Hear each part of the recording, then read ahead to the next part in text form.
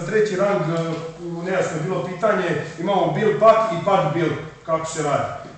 Pak bil se radi kad si u krštenom stavu, božnom stavu, on ide prednji kroše. Pa onda ova ruka, vidiš, prvo je pak, ovo je bil, ide brid. I onda idu tehnike, ok? Idi taj kroše, razumiješ, to, ok?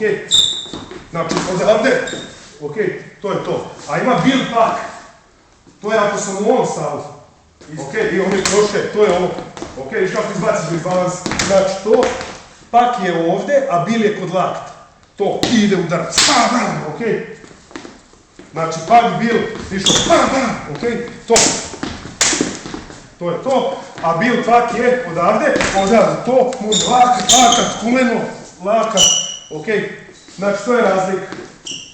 Bil pak, to, a pak bil je iz ovog stava, ok? Mislim da ste imali iz ovog ugla,